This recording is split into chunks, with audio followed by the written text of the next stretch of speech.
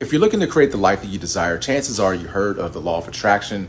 The problem is that there's so many different techniques and it can be incredibly confusing when it comes to this idea of the law of attraction, when in reality it's very simple. And so it's so much easier to just cut through the static and get to simply what works. Now, I've always been a person that is into acquiring knowledge and learning more about my faith and where it came from, and even different perspectives, so that I can learn how to defend myself, of course, and history. And so that led me down this rabbit hole of personal development. I discovered Tony Robbins, Jack Canfield, Earl Nightingale, Joseph Murphy, just to name a few. And I realized that those guys were extremely successful and they are quoting from the Bible. And I thought to myself, if these guys are quoting from the Bible and they are successful, how come I'm not? What's wrong here? And that led me down the rabbit hole where I actually discovered Reverend Ike. And, he didn't quite fit in the church bubbles as well. And he started his own church in New York, teaching people to close that gap between themselves and God. And not only to believe in God, but to believe in yourself. Because how can you believe in a God in the sky to come down and do something for you if you can't even believe in yourself? So I admit, when I first heard of Reverend Ike, I was shocked. I mean, it was the things that he was saying. It was going against my training, and that I'm nothing and I don't deserve to even be breathing here. Yet here this guy is telling me that God is within me, to seek the kingdom of God, which is within me, and all these things will be added unto me.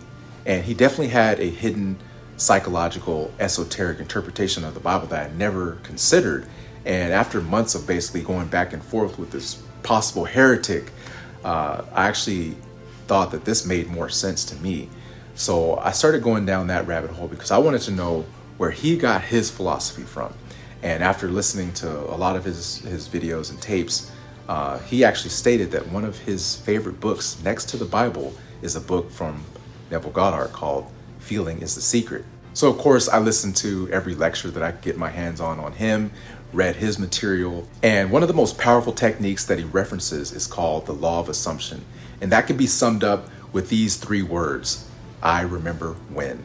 Now, this is an idea by assuming that your wishes are already fulfilled can bring your desires into reality. By vividly imagining and feeling yourself as already being or doing or having whatever you desire, that'll influence your subconscious mind to accept that as reality, which will influence your behaviors to create these circumstances in your life. Now, after a few years of applying this information, I started noticing some amazing changes in my life. I was more happy, more in the moment, would rarely get sick, even around sick people. I mean, because I assumed in my mind that health was a part of who I was, no matter what, and I didn't have to become ill to appreciate my health.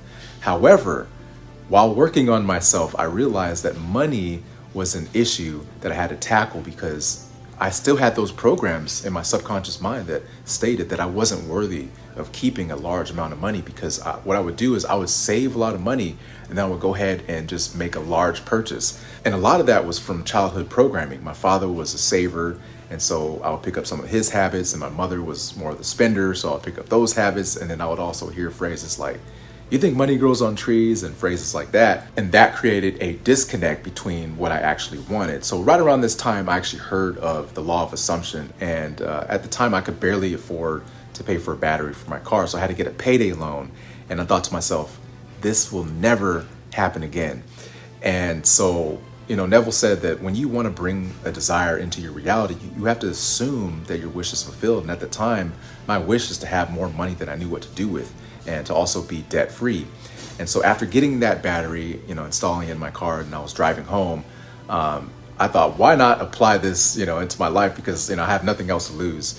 So I was driving home, and I said, I remember when I couldn't afford to pay for a battery. And I just kept doing that. And what does that imply? It implies that in the present moment, I can afford to pay for it. And I kept saying that to myself in a positive, relaxed state. And then more opportunities started showing up in my life, more opportunities for overtime. I actually sold a painting, because I did paintings on the side, for $1,000. And I was able to sell a few other things to make some extra money. And looking back on it, I realized that I was in a position where I actually did have more money than I knew what to do with, and I was actually debt free. And so I was able to take that money and start planting seeds and start investing. So if you're looking to create more abundance, prosperity, happiness, and fulfillment in your life, then I would encourage you to use this powerful phrase, I remember when. I did that when I was renting a room and I desired more space. Now I'm living in my dream home. I did that when I was driving a bucket. Now I have the car that is perfect for my family. And I use this technique along with a process called creative visualization. And if you want to learn how to reprogram your subconscious mind for success, check out this video right here, and I'll see you in the next video.